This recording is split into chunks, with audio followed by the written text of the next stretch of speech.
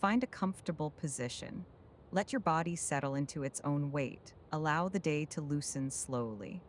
There is nowhere to hurry tonight. Nothing waiting to be finished before rest can begin. Only a quiet room of silk and wood, soft light over a work table, and one long, patient stretch of handwork beneath the moon. The lamp is already lit. The cloth is already waiting. Beyond the high panes, the night is wide and still. Inside, everything has been gathered into a smaller world. There are folded lengths of silk. There are drawers set into dark wood. There are reels of thread, chalk, pins, paper patterns, and shears resting where they were last placed down. There is a table broad enough to hold an unrolled length of fabric from end to end. Moonlight rests in the upper part of the room, pale and silver blue where it touches the glass. Lamplight rests lower down, warm across the table, across the edge of a chair, across the smooth grain of wood worn soft by many evenings of work. The air is still. Nothing here asks for speed, only quiet hands, only careful work. Only the gentle rhythm of cloth being opened, measured, smoothed, and drawn beneath the light.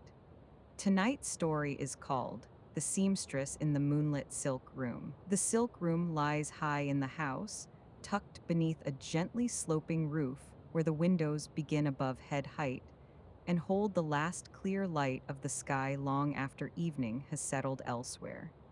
At this hour, the panes are dark except where the moon touches them.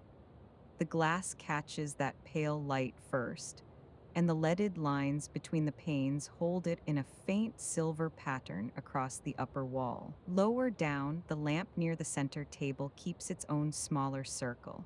Its glow rests over the wood, over the nearest chair, over the tools laid ready for use. The higher light belongs to the moon. The lower light belongs to the work. Along one wall stand shelves filled with folded fabric. Some lengths are broad and smooth, stacked one upon another in even quiet piles. Some are lighter and softer, set aside for linings or inner layers. Some hold a faint sheen that answers the lamp with a low gleam when the fold turns at just the right angle. Narrow ribbons are wound around smooth cards. Braids lie flat in shallow trays. The palest silks hold a cool tone in the moonlight.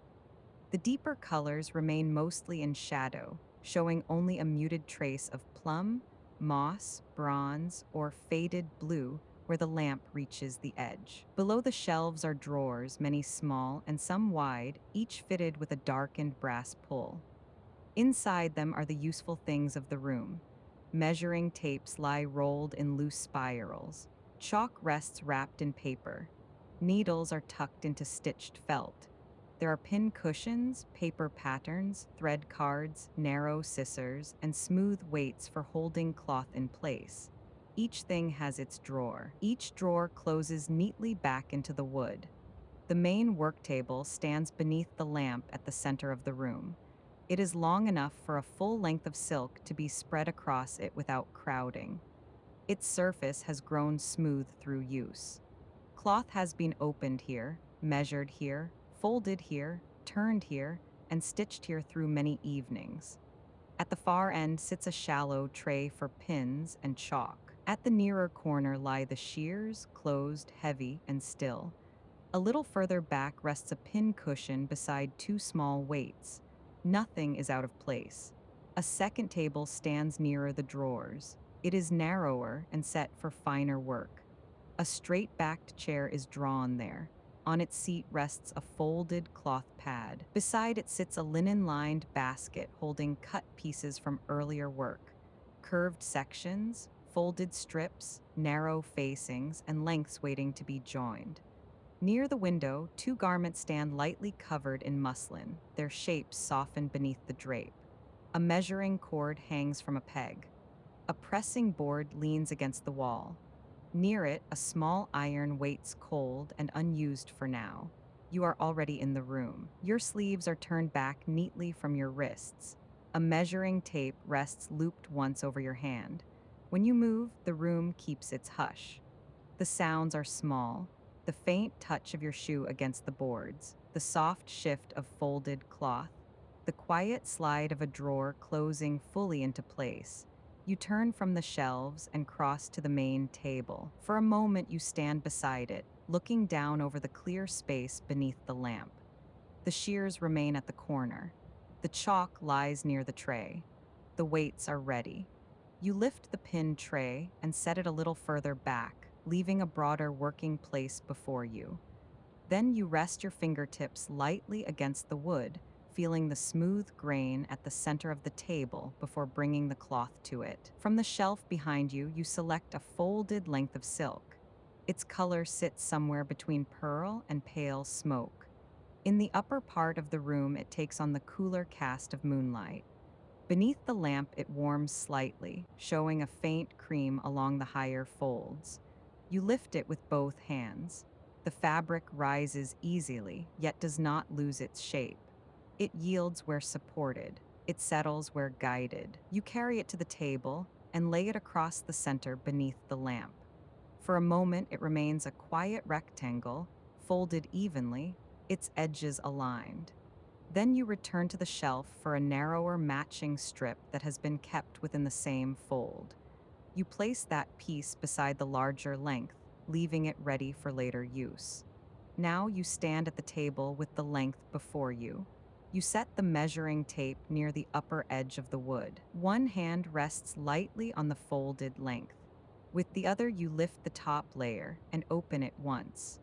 The cloth loosens with hardly any sound at all, only the soft breath of silk moving over silk.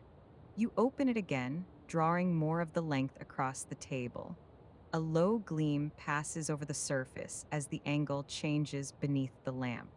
One end remains draped over your forearm. You lift it free and let it descend gently so the fold does not catch at the edge. Then you draw more of the cloth outward. The sound is slight and clear in the quiet room, a smooth whisper as silk passes over wood.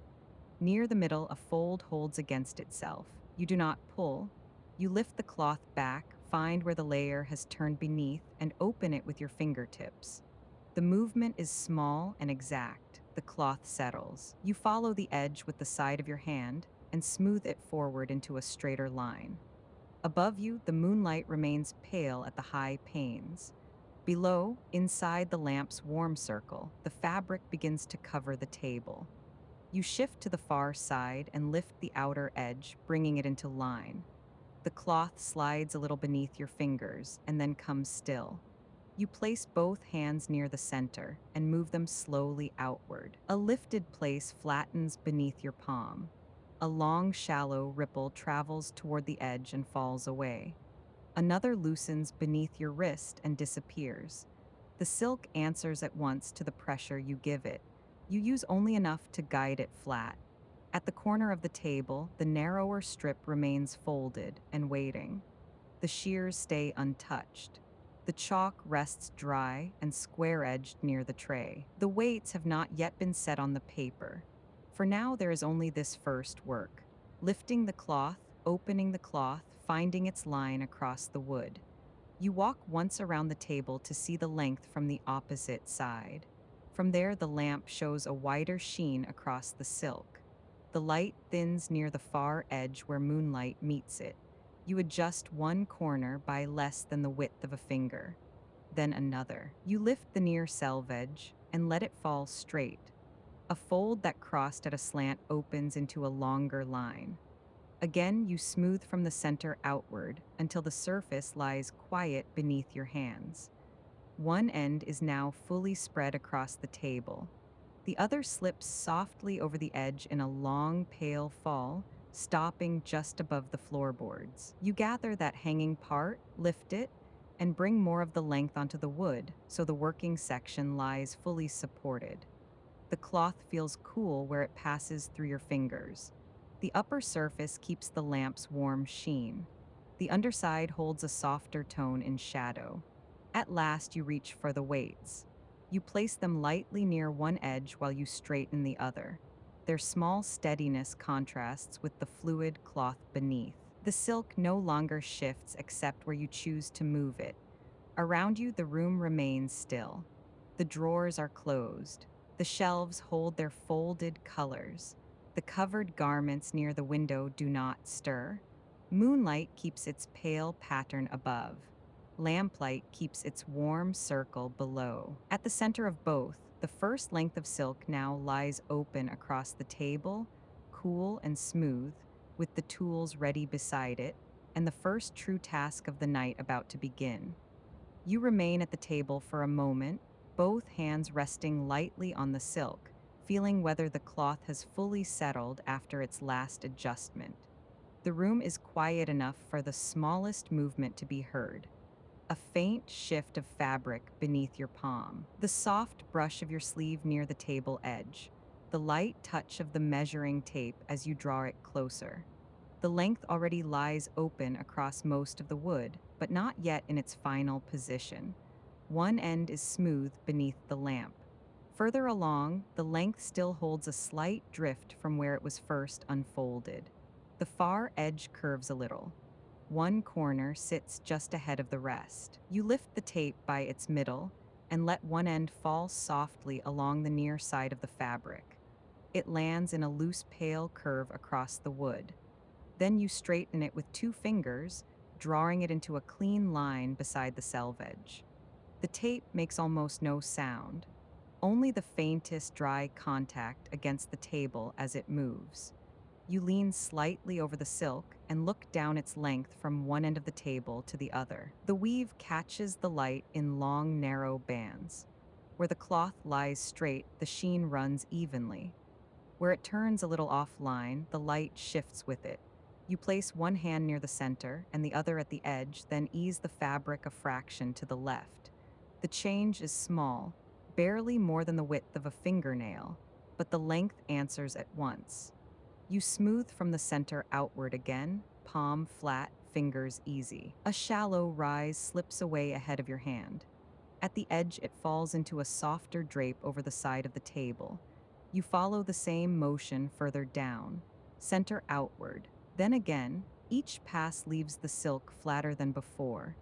The measuring tape lies ready along the side. You hold its place with one fingertip, then draw the free end further down the table. Past the first weight. Past the chalk near the tray. Past the point where the length spills in a pale fold over the far edge. You walk to the other end with the tape in hand, then turn and lay it straight again, checking that it runs beside the woven edge rather than drifting inward across the cloth. Now the tape and the selvage lie side by side. You bend slightly, one hand braced on the table, the other moving along the marked length. Not quickly, only following the intervals one by one. At one point, you pause and lift the silk edge between finger and thumb. A tiny looseness shows there, hardly visible until raised. You let it fall, then draw the edge back until it rests in a straighter line beside the tape. The lamp warms the upper surface of the silk. Near the table edge, where the moonlight reaches down from above, the color cools again. That change in light helps you see each small correction. A settled stretch keeps the same quiet sheen.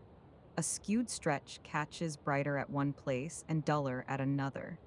You move to the far side of the table and reach across the width.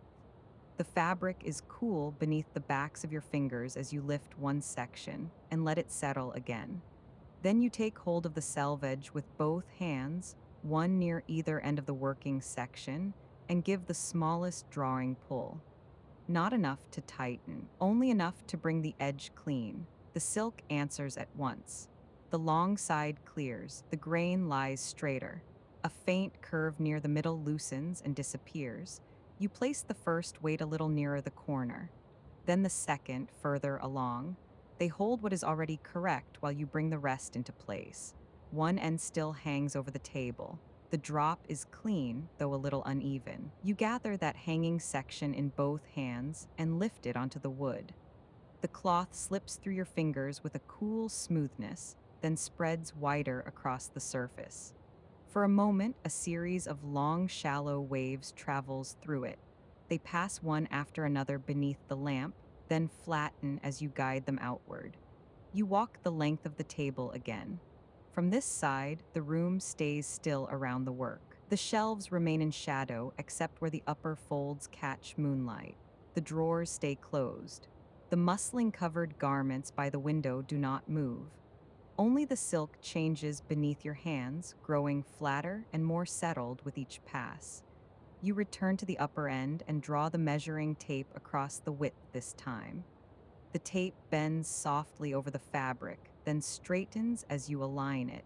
You check one span, then another further down. At each point you smooth after measuring, never leaving the cloth disturbed. Measure, lift, settle, smooth. The sequence repeats until it becomes its own quiet rhythm. Near the middle, one slight diagonal pull remains from the earlier fold. It shows only in the way the light moves across it. You place one hand beyond it and the other just before it, then shift the fabric gently in opposite directions. The line releases. A small ridge rises. Your palm follows it to the edge. It slips over the side and is gone. You lower both hands to the table and let them rest there for a moment, lightly spread.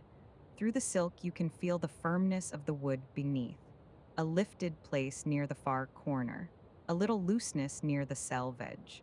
You correct both with two small movements, then let the cloth settle again. The narrower matching strip still lies folded where you placed it earlier. The chalk remains near the tray. The pattern paper has not yet been opened. That belongs to the next task. This part of the work is still about placement, about giving the cloth its full length, about making the surface ready. You move to the far end and look down the table once more. The silk now runs in a long, pale expanse beneath the lamp. Its edge holds steady beside the measuring tape. The fall over the table is clean. The selvage lies straight. Where the moonlight reaches from above, the surface cools into silver.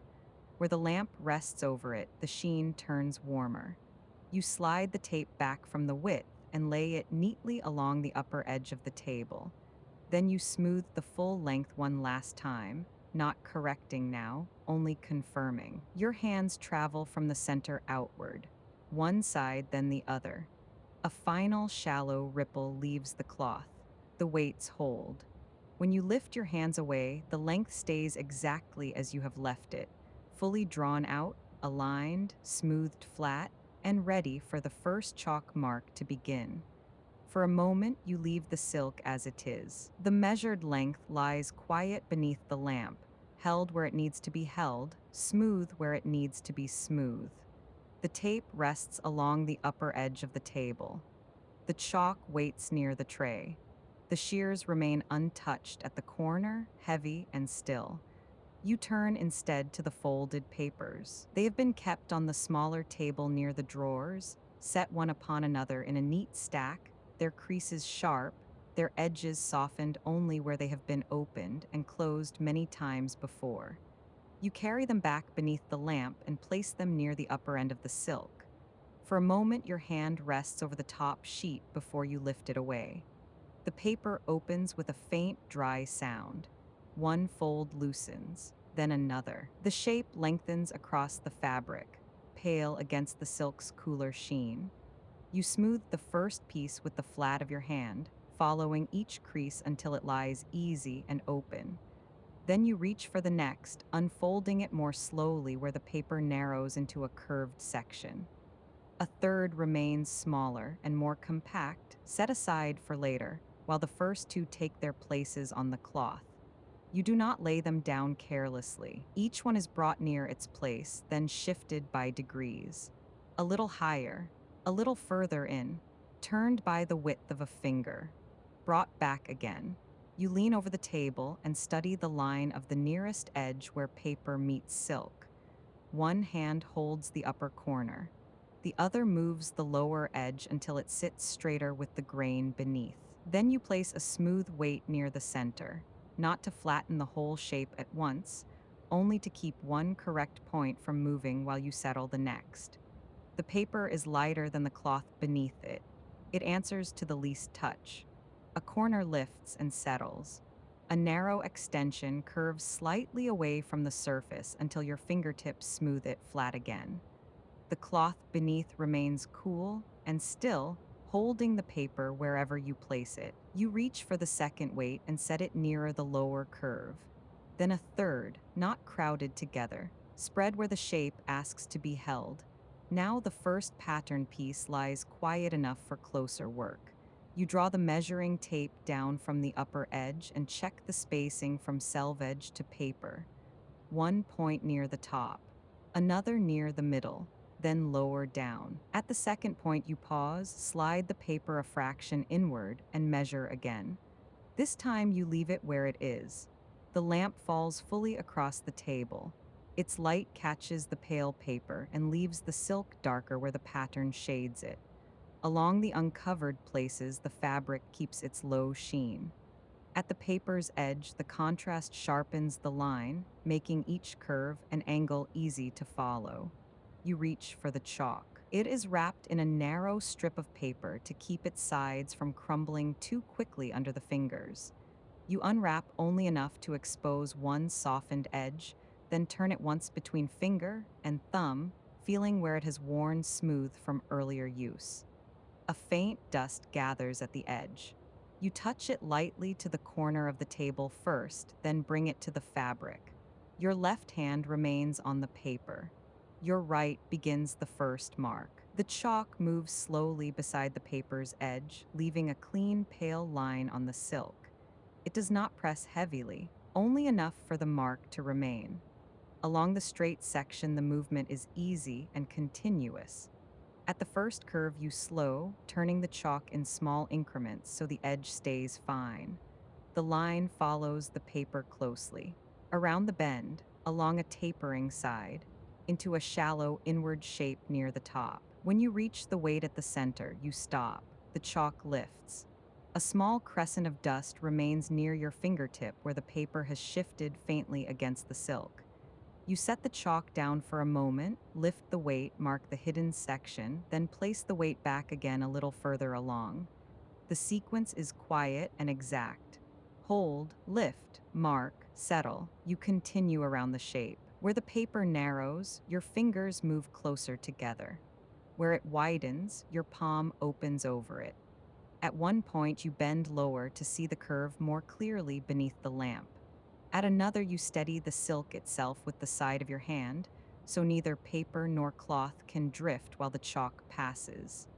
The first outline closes neatly where it began. You lift the chalk and look at the line without moving the paper yet. One section near the lower edge asks for the smallest correction. You redraw that part with a lighter touch, smoothing the curve into a cleaner arc. Then you rest the chalk near the tray and run a fingertip just beside the mark, not smudging it, only confirming its path.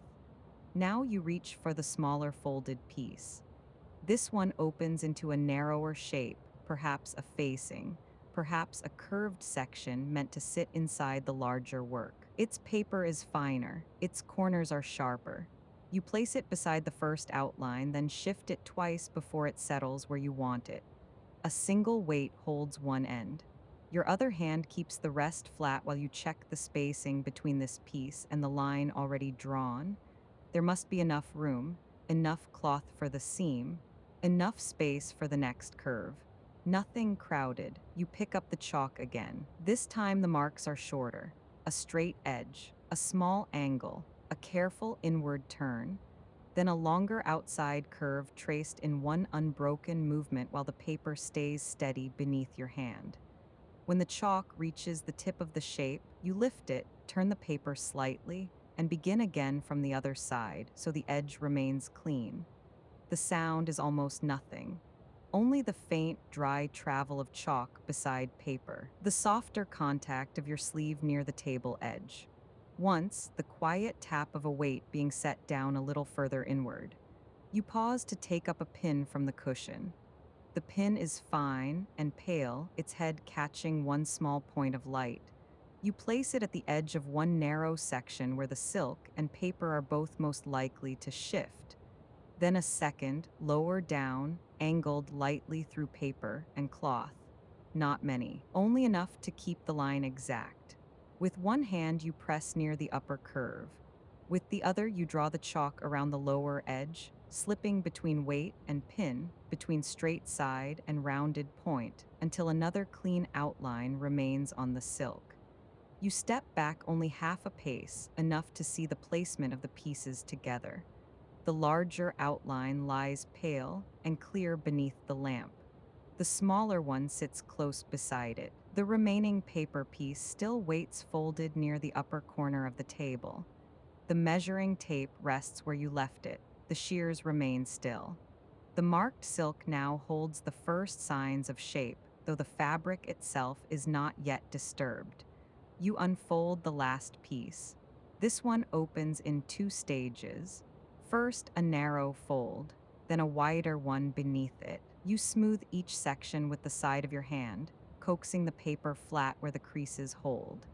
It is a gentler shape than the first, longer through the middle, with one side almost straight and the other turning gradually outward before narrowing again. You place it lower on the silk, leaving enough room between it and the first marks for clean cutting later. Again, the sequence repeats. Place, shift, measure, wait, hold. Trace, one corner lies too near the fold of the matching strip. You move it higher. A lower curve sits a little too close to the selve edge. You turn it slightly inward. Then, once the spacing feels right beneath both eye and hand, you begin to mark. The chalk leaves another fine, pale path. At the longest curve, you pause halfway, lift the nearest weight, mark beneath it, and set it down again. At a narrow point, you turn the chalk so the edge stays sharp. A faint dust gathers against the side of your finger. One small grain falls to the silk and is brushed away at once with the back of your knuckle.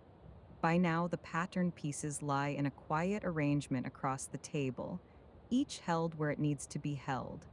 The paper edges make pale islands beneath the lamplight.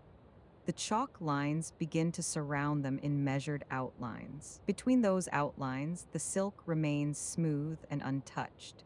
You return once more to the first piece and add the smaller details.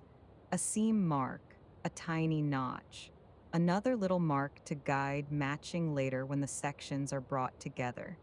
These are not long strokes, only brief touches of chalk, light but clear. You repeat them where needed on the other pieces until the cloth holds not only the main outlines, but the quiet signs that will let each section meet the next in the right place. At last, you set the chalk down and rest both hands lightly on the paper. Then, one by one, you lift the weights. The first pattern piece rises. Beneath it, the pale outline remains. Then the second, then the third. Each leaves its own shape behind on the silk. Curves, straight runs, small marks at the edges. A soft geometry ready for the next stage of the work. You leave the pins in place where the narrowest section still asks to be held. Everything else lies marked and still beneath the lamp. Now the cloth carries the full path of the work in chalk, edges to follow, curves to cut, corners to meet, and the first true lines waiting quietly for the shears. For a moment, you leave the marked silk untouched. The chalk lines rest pale beneath the lamp. The pins remain where the narrowest section still needs to be held. The paper pieces have been lifted away and set aside.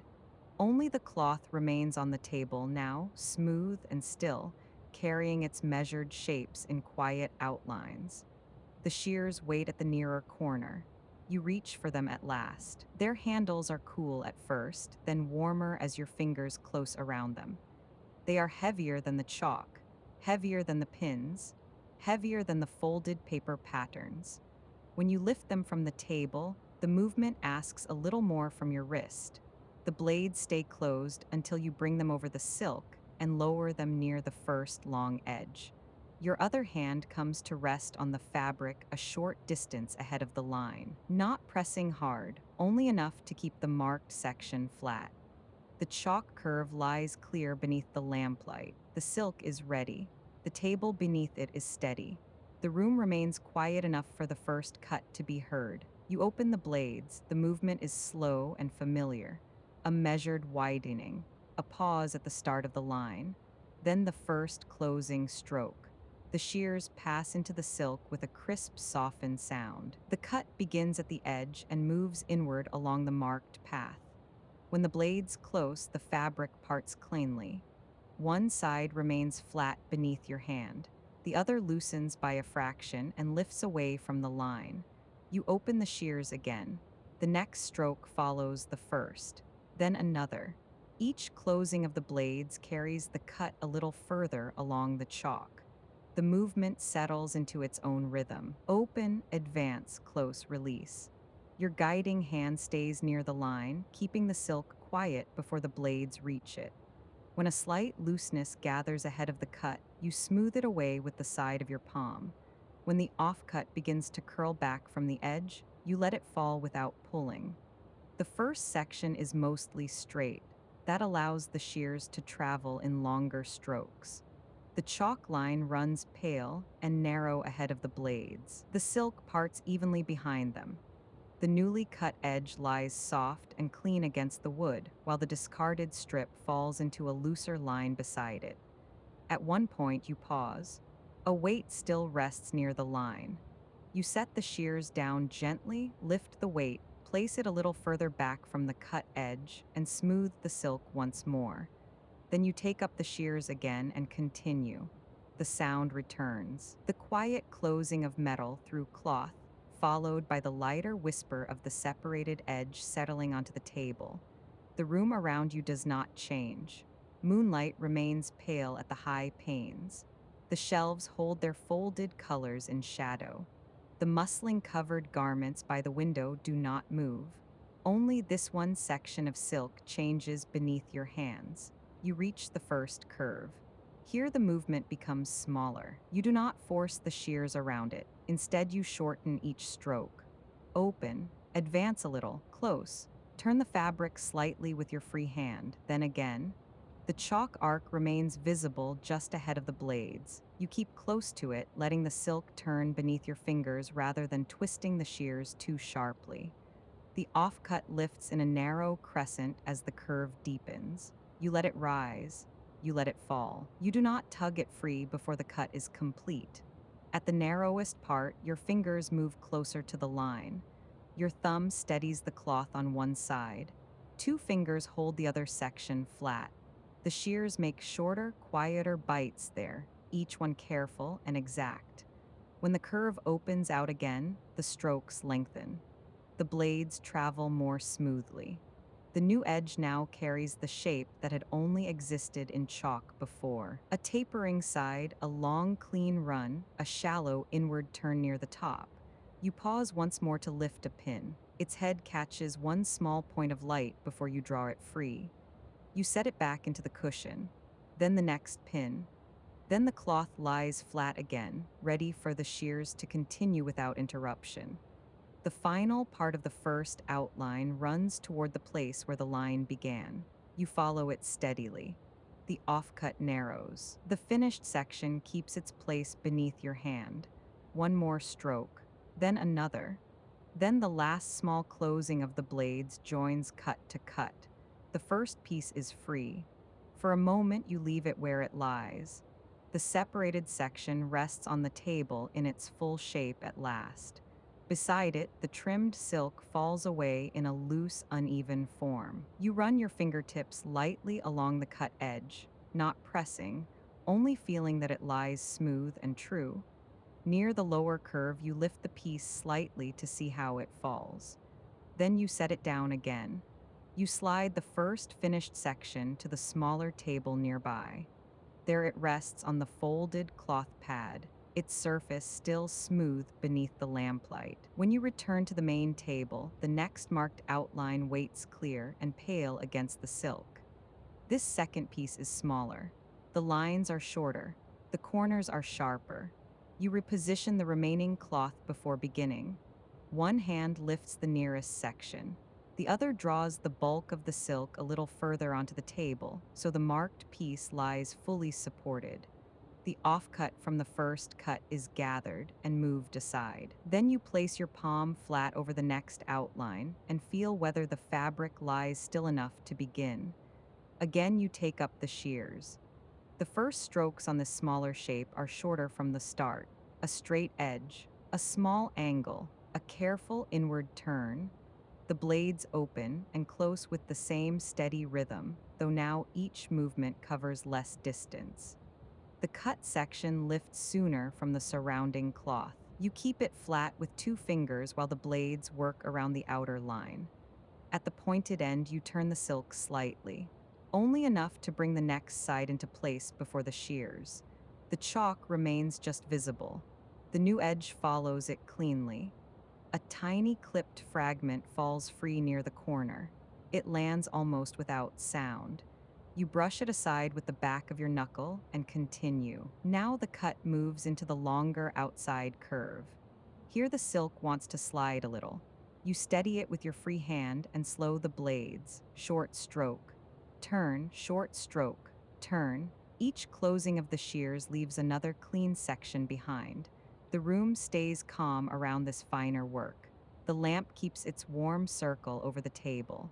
The moonlight rests higher up, silver and thin. The chalk marks on the remaining silk wait for their turn. The measuring tape lies undisturbed at the upper edge. The pin cushion keeps the pins you have lifted free. Soon the second section is free as well. You lift it with both hands. It is lighter than the first and narrower through the middle. For a moment it hangs between your fingers, then settles when you lay it beside the first finished piece on the smaller table. Only one marked piece remains on the main table. The silk around it has grown less orderly now that larger sections have been removed, so you pause before beginning again. You gather the remaining cloth inward. You smooth it once across the wood. You place one weight near the outer edge to keep the uncut section from shifting. Then you draw the last marked shape fully into the light. This outline is longer through the middle. One side runs almost straight. The other turns outward slowly before narrowing again. You lower the shears to the first edge and begin. Open, advance, close. The blades pass through the silk with the same low crispness as before. The offcut eases away.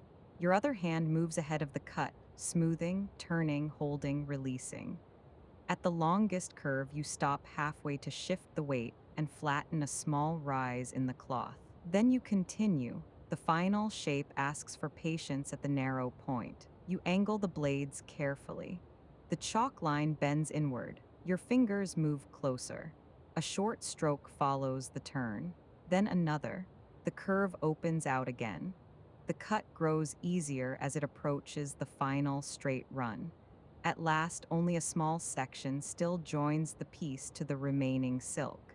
You support the cut shape with one hand. With the other, you make the final closing stroke. The last piece comes free. Now the main work table holds 3 finished sections and the surrounding offcuts fallen into softer, looser forms around them.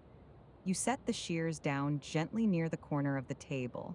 Then you begin to clear the surface. The offcuts are gathered first. Long, narrow strips, curved remnants, small clipped corners. You lift them lightly and place them aside in a basket beneath the table. Then you return to the cut sections. One by one, you lift them and lay them in order. The larger piece, the narrower one, the longer curved one.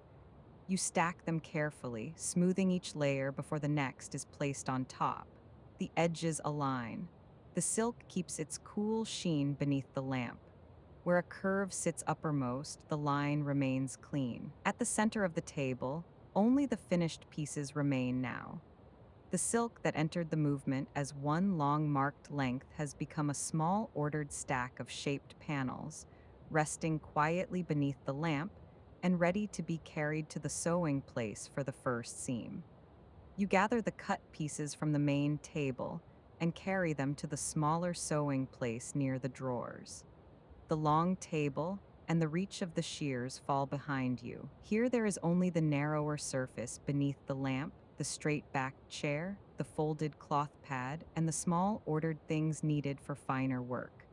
You set the shaped pieces down one by one, the larger panel first, then the narrower one, then the longer curved piece. Each rests lightly on the cloth pad, their cut edges aligned, their surfaces still smooth from the table.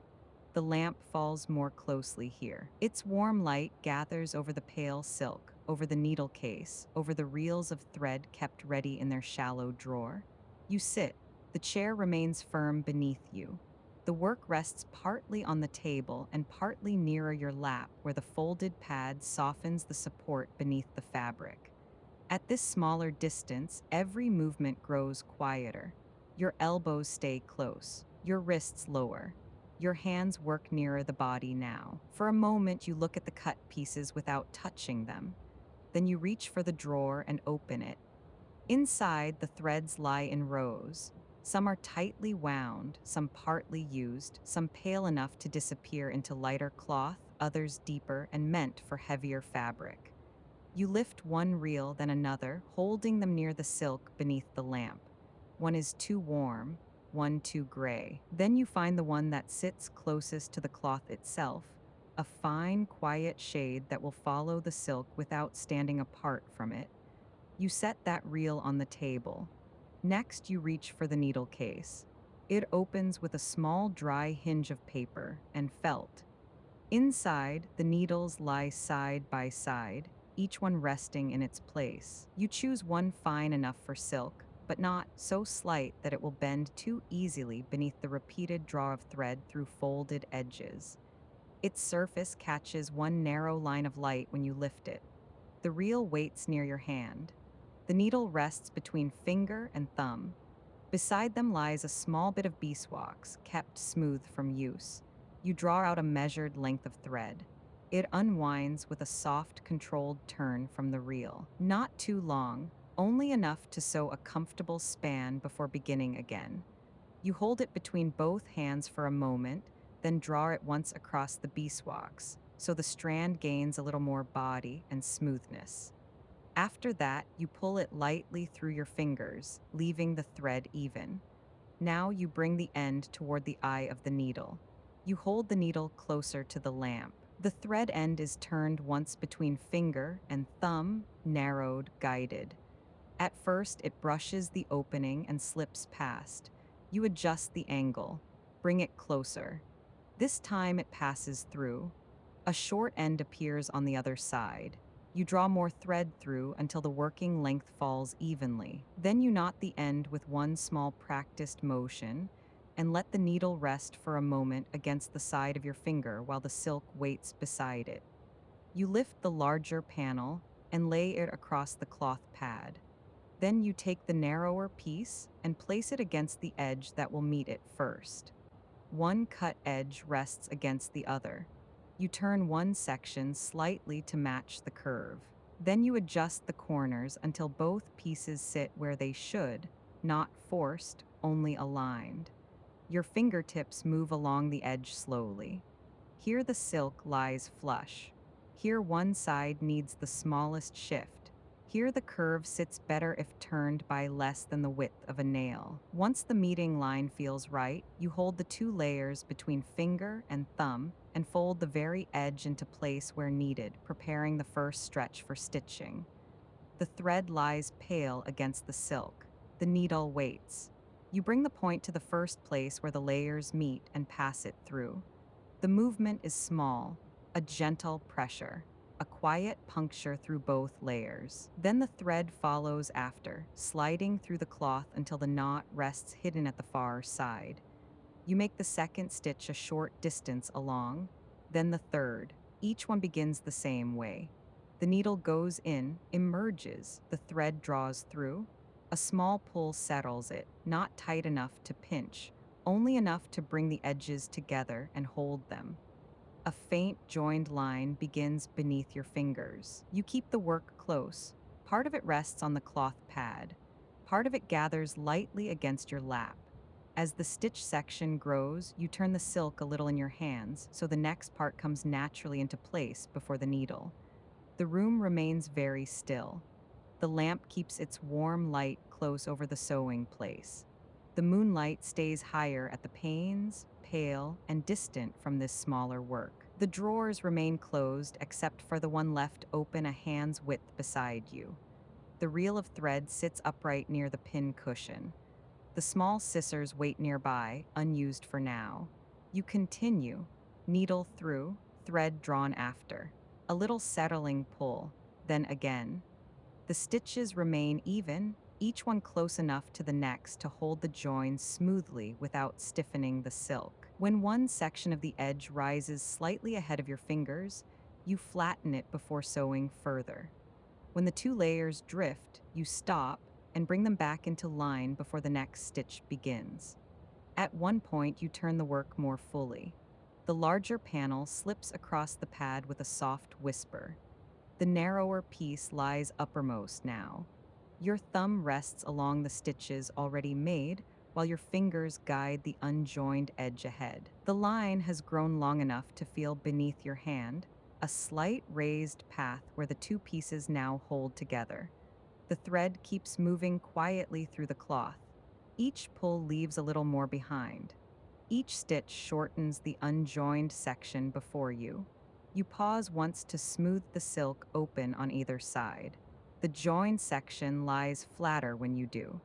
The stitches settle into the fold. You check the next small stretch, then continue at the same unhurried pace. The needle enters, emerges, the thread follows, the line lengthens. There is no longer the crisp opening and closing of blades, only the finer motion of fingers, thread, and cloth, only the small repeated passage of the needle through silk, only the soft draw at the end of each stitch. At last, a clear work stretch lies beneath your hands. You lift the joined pieces slightly to see how they fall together now. The stitching holds. The silk turns more naturally where it has been brought together. You lower it again into your hands and take the next stitch. The line is underway now, steady and quiet.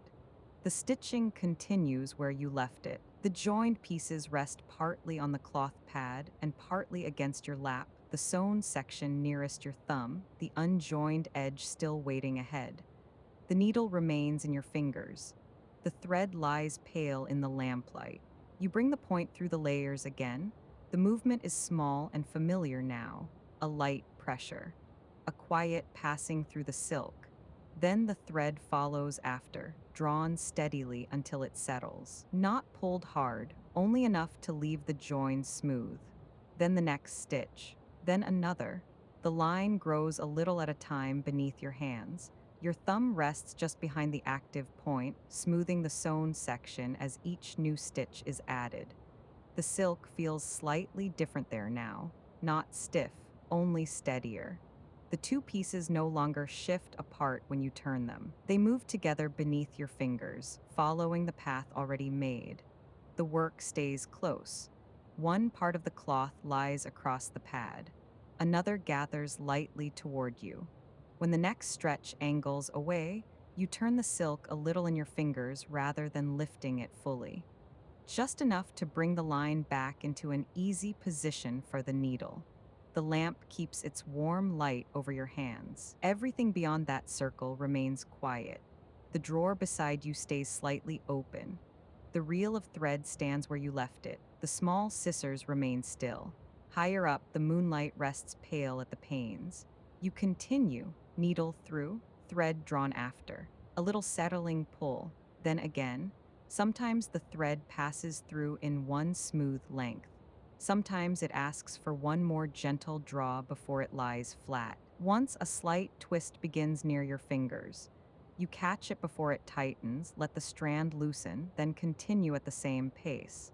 You can feel the stitched path beneath your thumb as clearly as you can see it in the light. A slight raised path, even and fine. When you smooth over it, the silk falls flatter on either side. You pause for a moment to open the worked section slightly. The stitches lie neat, the edges meet cleanly. You press along the line with thumb and forefinger, then let the cloth settle back onto the pad and take up the next stitch. The work turns a little again in your hands, a curved section now. The needle enters at one angle, emerges at another. Your fingers adjust by small degrees. The thread follows the curve without strain. Behind the active point, the sewn part gathers softly, then falls back as you smooth it. There is no need to think far ahead. Only the next small entry of the needle, the next draw of thread, the next place where the cloth is turned, the next smoothing touch along the finished part. You keep the spacing even, not by counting, only by feel, a glance beneath the lamp, a fingertip moving lightly over the last few stitches, the next one placed to match them. When one sits a fraction longer than the rest, you settle the thread carefully. The silk slips softly across the cloth pad as the worked section lengthens. At times, you gather more of it into your lap. At times, you ease some of it back onto the table. The movements are small and unhurried. Nothing lifts far. Nothing falls abruptly. You sew on. The needle enters, emerges. The thread follows. The join lengthens. A longer section of thread slides through now, brushing lightly over your finger before it settles into place. The sound is almost nothing, only the faintest passage of strand through cloth. Then your thumb smooths behind it, and the silk lies quiet again. Another part of the curve passes, then a straighter run. The work turns once more in your hands. You pause again, only briefly, to check the line. You lift the sewn portion slightly and turn it toward the light. The stitches hold evenly. No section pulls. No edge lifts away. You lower it again, press the join once between finger and thumb, and continue. By now, a full stretch has been sewn. The worked part rests in a soft line across the pad, long enough to follow with your fingertip from one end of the stitch section to the other. The unjoined edge ahead has grown shorter. The finished part behind moves as one when you turn it. You make the last few stitches of this section with the same quiet care as the first. Needle through, thread drawn after. A small settling pull, then one more, then another. At last, the section is complete. You draw the thread through and let it rest. Then you turn the work over in your hands and look at the sewn stretch from the other side. The line remains even there as well, faint and neat beneath the lamp. You smooth the silk open with your thumb. For a moment, you keep the piece turned that way, feeling the path of the stitches beneath your fingers, before letting the work settle back onto the pad, ready for the next part of the sewing. For a moment, you leave the sewn section resting on the cloth pad. The new stitching lies faint beneath the lamp. The silk opens more easily now where the seam has been made. The needle remains threaded. The scissors wait nearby. Your hand moves to the smaller drawer set above the threads. It slides open with a softer sound than the wider drawer below. Inside, the contents are finer, shorter reels, small wound lengths of silk thread, narrow cards holding slender braid or edging cord, a few tiny scissors with narrower blades, a cushion of finer needles, several small compartments, each keeping its own order. You look over the threads beneath the lamp. Some are too bright, some too deep. Some would stand apart too clearly from the pale silk resting on the pad. You pass over those and lift a quieter one instead, a finer strand with a low sheen that answers the cloth without breaking from it. Near it lies another thread, a little more lustrous, but still close in tone. You hold both above the sewn piece, turning them slightly in the light. One settles more gently against the silk. That is the one you choose. You set it down beside the pad. Then you take up a finer needle. It is lighter in the fingers than the one used for the seam. Its eye is smaller. You draw out a shorter length of the chosen thread, no more than this smaller work requires, and bring it close beneath the lamp. The strand is finer than before. It asks for steadier handling. You turn the end once between finger and thumb. Bring it toward the eye, miss the opening once, adjust, then guide it through. A short tail appears. You draw more of the thread through, then secure the end with one small knot. The strand now hangs in a finer line, softer, and lighter as it falls across your finger. You close the little drawer partway, leaving it open only enough for the remaining threads to stay within reach. Then you lift the sewn piece again. This time you do not spread the whole of it across the pad. Instead, you bring one finished edge closer, letting the rest gather softly in your lap and over the cloth support. The section you have chosen lies near a curve, not broad enough for large decoration, only enough for a narrow worked finish along the curve. Your thumb and forefinger hold the silk. The lamp falls warm over the small area before you. The rest of the piece remains pale and folded below. You begin with the first tiny stitch. The needle enters close to the edge and emerges a little further along. The thread follows in a fine, soft draw. You do not pull it tight, only enough to let it settle into place. Then another. The stitches here are smaller than those of the seam, closer, more exact. Each one sits near the last, beginning a slight worked border that follows the curve. Your fingers move by very small degrees. The silk turns only a little at a time. At one point, you hold it nearer the lamp and angle it so the path is easier to follow. At another, you flatten the worked section lightly with the side of your thumb before placing the next stitch. The thread catches the light only briefly as it passes through, then softens again when it settles against the cloth. You continue along the curve. Needle in, needle out, thread drawn after. A small settling pull.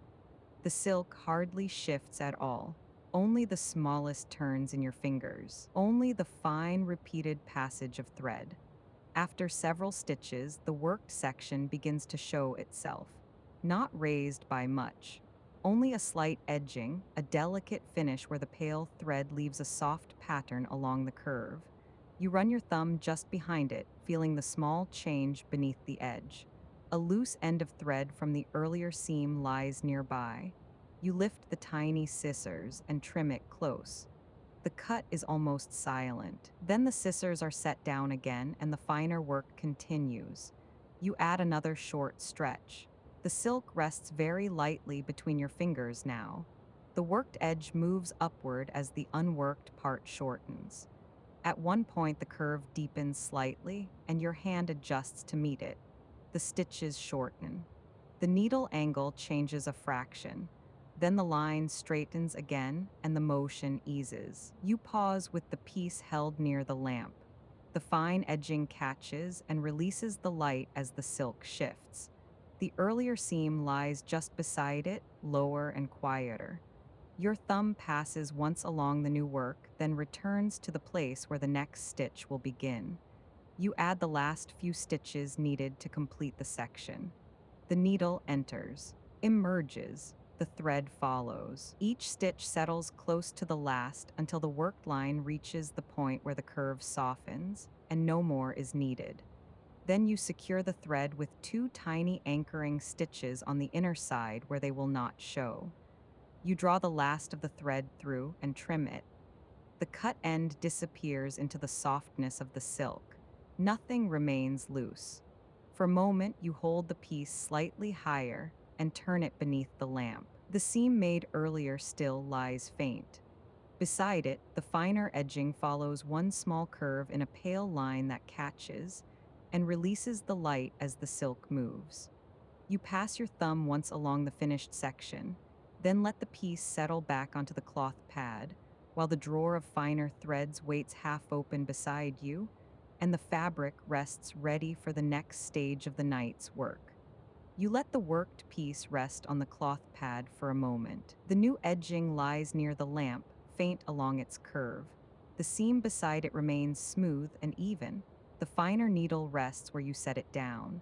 The little drawer stands half open. Then your hands release the cloth. You rise from the chair. The change is gentle after, so long bent over the sewing place. The silk slips softly from your lap back onto the pad.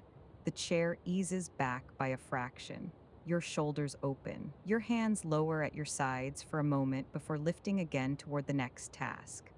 Behind you, the lamp keeps its warm circle over the smaller table. You cross the floor slowly.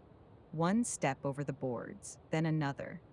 The sewing place falls a little behind you. The nearer warmth of the lamp remains at your back while the cooler side of the room draws you on, toward the shelves and the hanging lengths of fabric near the high panes. Here the moonlight reaches further down.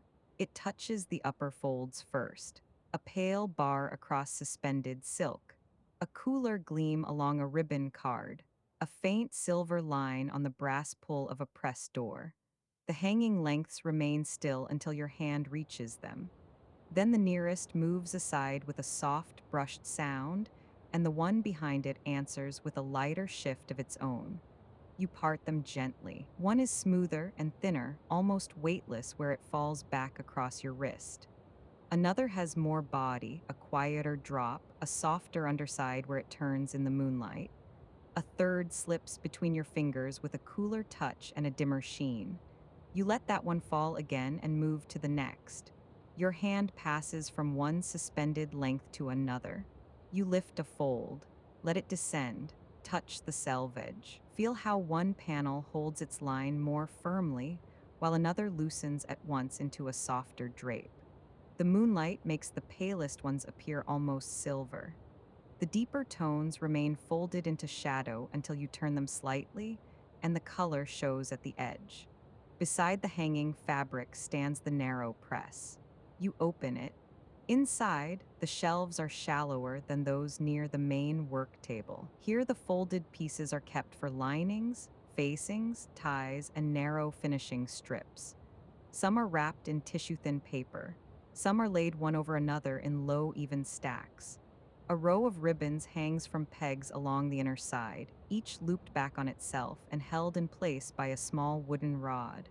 You touch one folded lining piece near the front. It is too warm in tone. The next is softer, but too light in weight. A third sits further back, folded twice over itself. When you lift it, the fabric slips open a little over your hand. Its tone rests close to the sewn piece waiting beneath the lamp, and its weight feels right for what comes next. You hold it nearer the moonlight for a moment, then turn slightly, so the cooler silver and the warmer room light can both find its surface. You draw it fully from the shelf. It unfolds in one long, quiet length, then settles over your forearm in a pale, smooth fall. With your other hand, you close the press partway and reach to the pegs inside for one narrow strip of ribbon or binding, held in a tone close enough to the lining that it need not stand apart. You compare two. One shines too readily. The other keeps a softer surface. That is the one you choose. It slips from the peg and lies across the lining. For a moment, you stand there at the cooler side of the room with both pieces gathered over your arm. The pale lining panel, the narrow strip resting above it, the hanging silks beside you falling still again now that your hand has passed through them. Above, the moonlight remains pale at the panes. Below, the boards keep their darker tone, except where the hanging cloth casts a broken shadow. The muslin-covered forms near the window stand quietly in place. The shelves and press hold their order behind the open door. You turn back toward the lamp. As you cross the room, the light changes over the materials in your arm. The cooler sheen near the window gives way to a warmer glow. The lining shows more cream now than silver. The ribbon dulls slightly, losing its moonlit edge and settling into the softer amber of the work table side. At the sewing place, the chair waits where you left it. The worked piece still rests on the cloth pad. The finer needle lies beside it. The drawer remains half open. You lower the new lining panel first, laying it across the table so one end rests near the pad and the rest falls in a quiet fold. Then you place the narrow binding beside it. For a moment, all three lie together in the lamp's circle: the sewn and edged section, the newly chosen lining, the slender finishing strip. You smooth the lining once with the flat of your hand.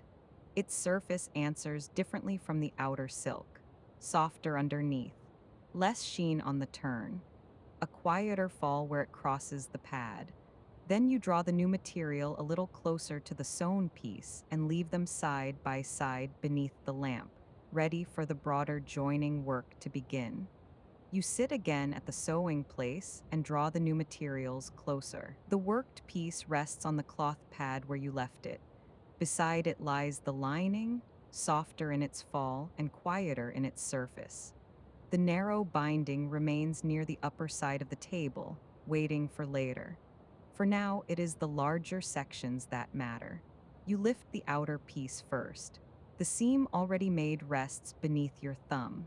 The small worked edging follows its curve in a faint line. You hold it up for a moment beneath the lamp, then lower it over the lining so the two layers meet face to face. At first, they do not sit perfectly. One edge runs a little ahead of the other. A curve opens more widely in the lining than in the silk above it. You draw the upper layer back, shift it a fraction, then lower it again. Now the edges lie closer. You smooth them together with both hands. The outer silk answers with a faint sheen where the lamp touches it. The lining keeps a softer surface beneath. Under your fingertips, the difference is easy to feel. The upper layer smoother on the turn, the lower one quieter and more yielding. You begin at one end. A corner meets a corner first. Then the stitched curve is brought into place against the edge that will follow it. You run your fingers along both together, pausing where the seam made earlier reaches the new layer. There the cloth needs a little more care. You lift that section, settle it again, and press lightly until the seam sits where it should. The work is larger in your hands now. More of it rests across the pad. More of it gathers toward your lap. When you lift one side, the other follows with it. When you turn the piece, both layers move together and then loosen again where they are not yet joined. You take up the needle once more. The thread remains fine enough for close work, but the movement has changed. Now the stitches are placed to hold broader sections in line while the form is checked and turned. You begin near the matched corner and pass the needle through both layers. The thread draws after it. A small pull settles them together. Then the next stitch. Then another. Not a full finishing line yet, only enough to keep the layers from shifting while the form is brought together. Your fingers move further apart than they did in the edging work. The cloth asks for wider handling now, even while the stitches remain small. You work along the first stretch. The silk and lining lie one over the other beneath your hands. At times, the outer layer needs the slightest easing, so the curve can lie without drawing. At times, the lining must be smoothed flatter beneath it. You do not force either. You lift, settle, match, then stitch. After a short section has been held together, you pause and turn the work. One hand supports the fuller part beneath. The other folds back the joined edge and opens the piece enough to look at the reverse. Inside, the lining shows as the quieter surface. The seam allowances lie hidden between the layers. You smooth them lightly with thumb and forefinger, then turn the piece back again. You lift the partly joined section a little higher this time. The held portion falls differently now. The outer silk curves over the lining instead of separating from it. The edge you have been working keeps its line when the piece hangs for a moment between your hands. Then you lower it back to the pad and smooth the next stretch flat. You continue along the next section. The needle enters, emerges, the thread follows. A small settling pull. One seam meets another. You pause there to bring them exactly together. Thumb on one side, forefinger on the other. The join is adjusted by less than the width of a nail. Then the next stitch holds that point in place. From there, the cloth behaves more easily. The layers stay aligned for a longer run. Your hand moves ahead of the needle, smoothing the next section before it is joined. Behind the active point, the held part begins to fall in a fuller drape when you lift it.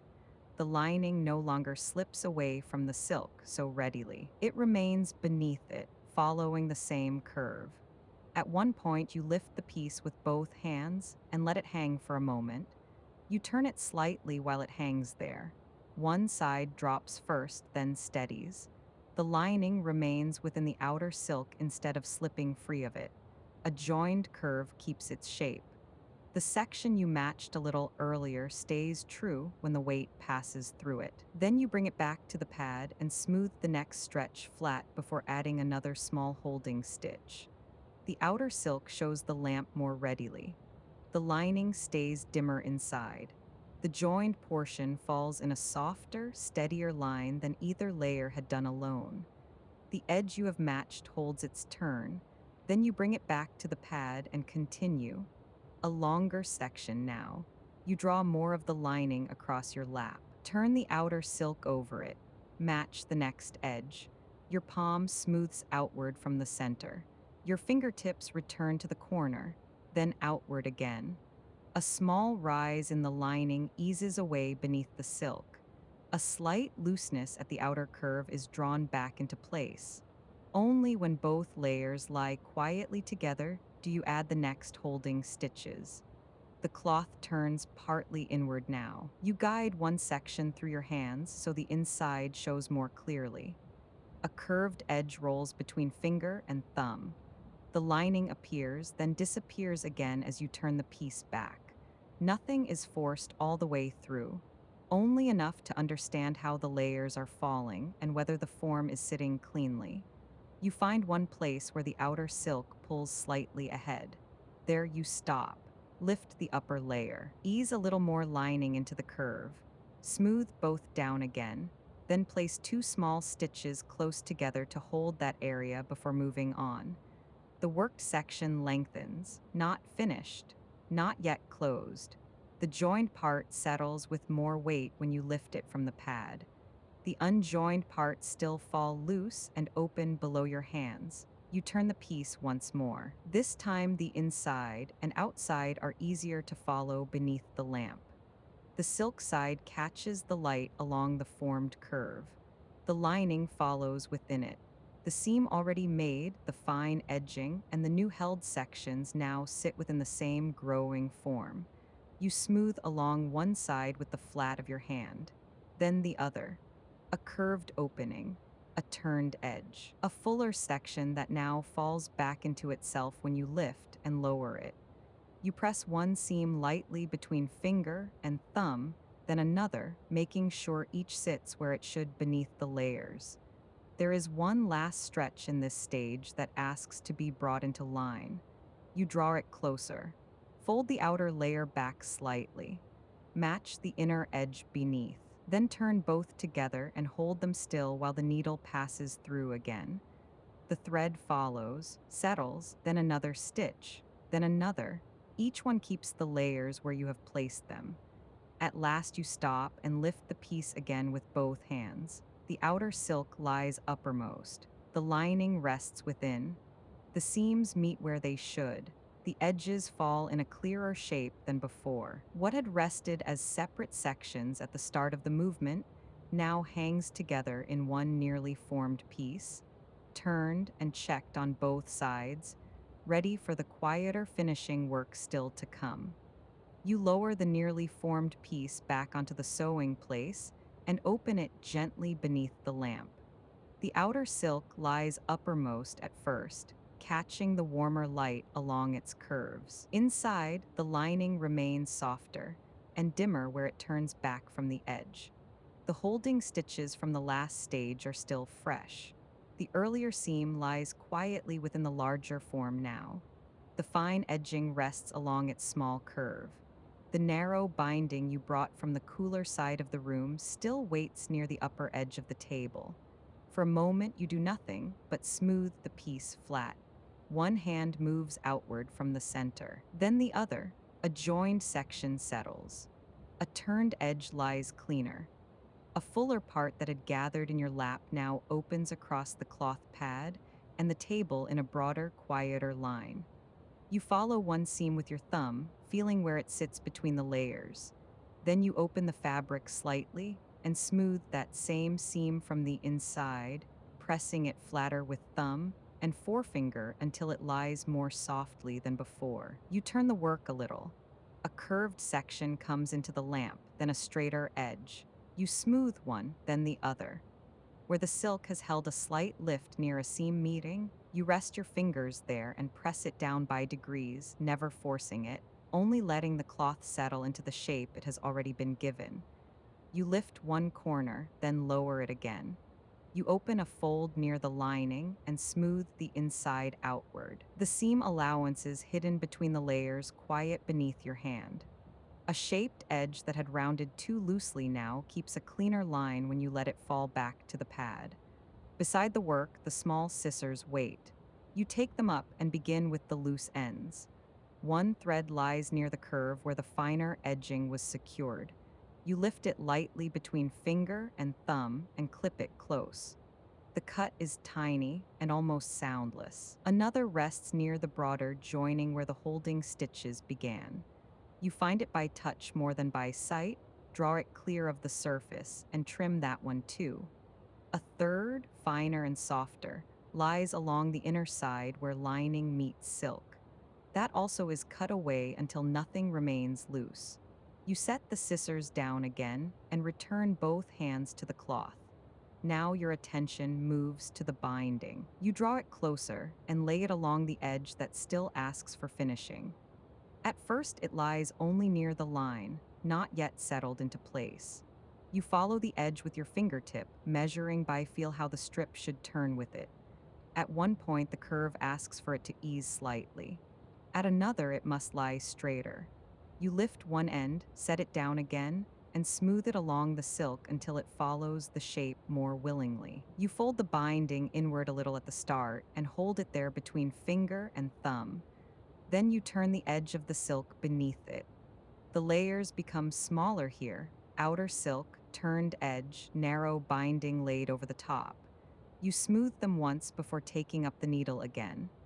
The stitches here are short and careful, not broad holding stitches now, not the first seam. Something finer than that, but steadier than the little decorative edging. The needle enters near the fold, emerges a little further on. The thread follows after. A small pull settles the strip against the edge, then the next, then another. As the line grows, your thumb moves behind it, pressing the finished part flat. At the beginning of the curve, the binding wants to stand a little away. You stop there, ease it inward, fold the silk beneath more closely. Then add 2 shorter stitches to hold that turn before continuing. The lamp keeps its warm circle over the table. The rest of the room remains quiet and still. The moonlight is higher now, pale at the panes, too far from the work to touch the details directly. Here there is only the cloth pad, the nearly finished silk, the narrow strip, and the fine repeated motion of your hands. You continue along the edge. Needle in, needle out, thread drawn after. A small settling pull. The separate band now follows the edge in a soft, continuous line. You smooth it with the side of your thumb, then stitch further on. At one point, you turn the work more fully across the pad so the next section rests at a better angle for your hand. The silk gives a soft whisper over the cloth support. The lining folds under. The finished stretch remains where you left it. You pause halfway to check the turn. You lift the finished section a little and look at it from the inside. The binding keeps close to the fold there as well, neither pulling nor standing away. One corner asks for the smallest adjustment. You open it with your thumbnail, ease the lining flatter beneath, then smooth the layers together again with the heel of your hand. When you lower it back to the pad, the turn sits cleaner than before and the edge falls in a narrower line. The edge lies flatter now than it did before. The binding covers the fold cleanly. Near the corner of the curve, one tiny rise remains. You press it between thumb and forefinger. Hold it for a moment. Then place one neat stitch at its edge and feel it settle. Further along, the line straightens. There the work becomes easier. The binding follows without resistance. The stitches lengthen by only a fraction. Each one holds. Each one disappears into the softness of the silk more quickly than the last. Behind your fingers, the finished section lies smooth and narrow. Ahead, only a short, unworked stretch remains. Before taking it further, you smooth the larger seams again. Your fingers move to the next seam. They follow it outward. Pause where 2 joins meet, then smooth across that meeting point and away again. The outer silk keeps a faint sheen under the lamp. The lining remains quieter beneath it. Between them, the seam sits flatter with each pass of your thumb and forefinger. Your hand passes from one side to the other, along the earlier join, across the place where outer silk and lining were first held together, down the curved section where the form had begun to show itself. The fabric rests more evenly now. Where one side had lifted, it lies flatter. Where two layers had shifted, they now remain in place when you turn the piece slightly and let it settle back. You return to the final edge. The last part asks for patience because it narrows toward the end.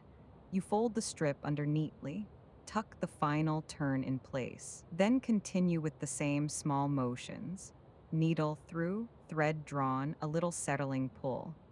At last, the strip reaches its end. You secure the thread on the inner side with two tiny anchoring stitches, close enough to hold, small enough to disappear into the fold.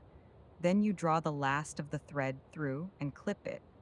The scissors return softly to the table. Now you open the piece again beneath the lamp. This time the edges sit more cleanly all around. The finished strip follows its chosen line without lifting away. The earlier seam lies flatter within the form. The lining rests more quietly inside. Where a corner turns, it turns with less looseness. Where a curve falls, it keeps its shape more easily.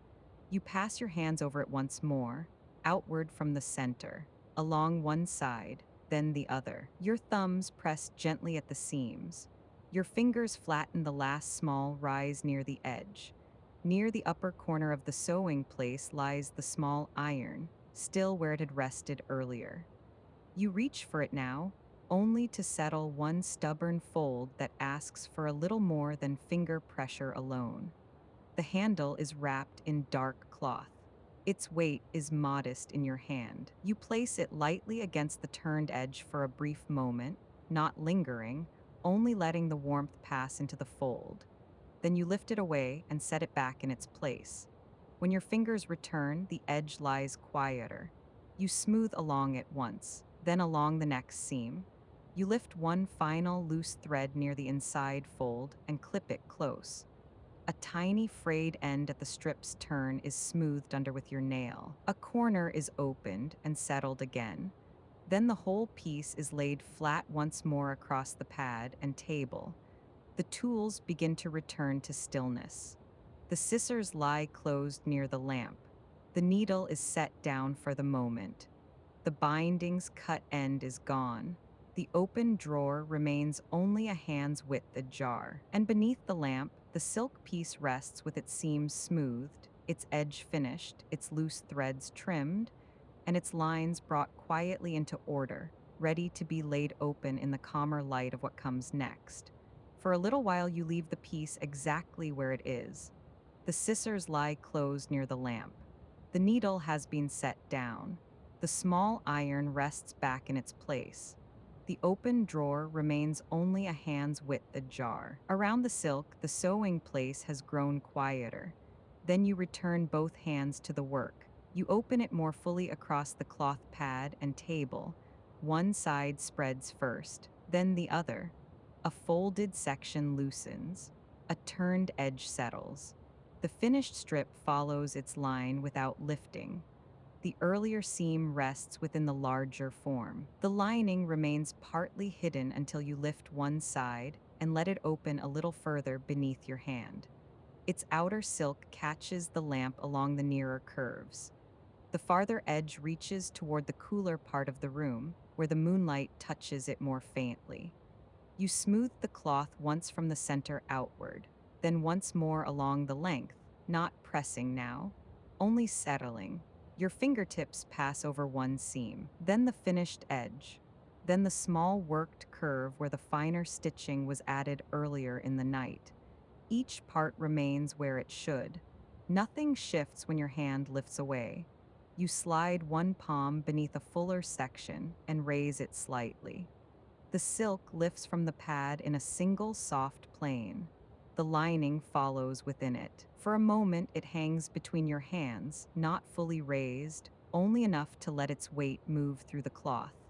The outer layer catches more of the lamp. The inner one stays quieter, dimmer, softer at the turn. Then you lower it again. It falls back without disorder. The curve keeps its line. The finished edge settles close. The lining disappears beneath the silk where it should, showing only a softer hint at the opening where the layers part. You turn it a little toward the moonlit side. The change in light is gentle. Near the lamp, the silk holds a warmer sheen. Further out, the brightness thins into silver blue along the far edge. One finished curve catches both at once. Amber at the nearer turn, cooler light at the outer fall. You hold it there for a moment, not to change anything, only to see how it rests. You shift your hands a little further apart and let more of the weight settle between them. The nearer side answers first, keeping its curve. The farther side follows a breath later, falling into a longer, softer line before resting again across the pad. Where the lamp finds the outer silk, the surface keeps a warmer gleam. Where the cloth turns away toward the window, the light thins and cools. You lift one edge just enough to see the lining appear and disappear again inside the fold, then let it close without resistance. Your fingertips return to the worked curve. They follow the narrow edging, then the finished binding, then the seam beneath both. Each remains quiet under the hand. Nothing asks to be corrected. Nothing opens when it should stay closed. When you draw your thumb lightly along the turn once more, the line holds and settles back exactly where it was. Then your thumb follows the worked curve lightly from one end of the worked section to the other. Your hand lingers there a moment longer, following the seam not only by sight, but by the slight raised path beneath the skin. Nearer the middle, the join feels firmer where more layers meet. Further along, it softens again where the material turns and falls away into a gentler curve. You open that section a little with both hands, just enough to let the outer layer lift from the lining and settle back again. The inside remains quiet and dimmer, the outer silk answering more readily to the lamp. When you ease the layers closed once more, they return without resistance. You slide your fingers beneath the lower side and raise the work by another small degree. This time the shape shows differently. A curved section drops first, then steadies. The finished strip keeps close to its edge. The lining follows within, neither pulling nor showing itself too far. You turn the work slightly back toward the table and let one side fall before the other. The cloth makes almost no sound as it settles, only a soft glide over the pad, only the lightest shift where the fuller part comes to rest. For a moment, you hold the far edge between finger and thumb and test its weight there. The silk answers with a smoother fall than before, the earlier looseness gone from the turn. You let that edge go and pass your fingertips once more over the worked curve, feeling the narrow edging, the finished strip, and the seam beneath them as parts of the same quiet whole. A fingertip traces the narrow strip where it was folded and stitched into place. Another passes along the smaller edging, feeling the faint raised path it leaves near the curve. The cloth remains still beneath each touch. You lift the nearer side once more, this time a little higher. It opens enough for the inside to show more clearly. The lining lies within in a quieter tone. The hidden allowances remain out of sight between the layers. The earlier joining points hold. No corner twists, no section draws. The fabric turns back on itself and falls again in a fuller, smoother drop. You lower it gently. The cloth pad supports the nearer section. The table holds the rest. One part extends toward the lamp. Another reaches toward the cooler edge of the room. The finished strip runs in a narrow, calm line. The seam rests flat. The smaller work detail remains near the curve, visible only when the light catches it at the right angle. The scissors remain untouched. The thread no longer moves. The needle lies still. The drawer waits half open, but nothing more is taken from it. You clear a little more space around the work. The scissors are moved a little further back. The needle case is turned so it rests square with the table edge. A loose scrap no larger than a fingertip is lifted away and set aside. Then your hands return to the silk once more. You open the far side a little wider. The cloth glides over the wood with almost no sound. A shallow fold near the outer curve loosens and lies down. The lining settles deeper within. You pass your hand lightly beneath one edge and let it fall. The motion is small, enough to feel the drape, enough to feel the weight move from one side to the other. When it comes back to rest, the line remains clean. For a moment, you sit with both hands on either side of it, not touching, only near. The lamp keeps its warm circle over the nearer half. The moonlight remains at the far edge. The silk catches one light, then the other, then quiets between them. You remain there a little longer, with the work resting open between the lamp and the window. The nearer curve keeps its warmer glow. The farther edge lies cooler and finer. Between them, the surface shifts by degrees as the light thins across it. One fold near the lining eases lower of its own weight. Another stays where it was left. Nothing now needs guiding by the hand. Nothing asks to be straightened again. At last you smooth it once more, outward from the center, along one side, then the other. No correction follows, no new stitch, no further turning. You leave it in its chosen place for the night. Opened, settled, it seems lying flat, its edges holding cleanly, its lining resting within, and its finished surface quiet beneath both lamplight and moonlight. For a few moments longer, you leave the silk where it rests. The nearer half remains within the lamp's warm circle. The far edge lies cooler, where the moonlight reaches across the table. Nothing in the piece asks for another stitch. Nothing asks to be turned again. It lies as it has been left. Opened, settled, it seems quiet, its edges holding their line. Then your hands move away from the cloth.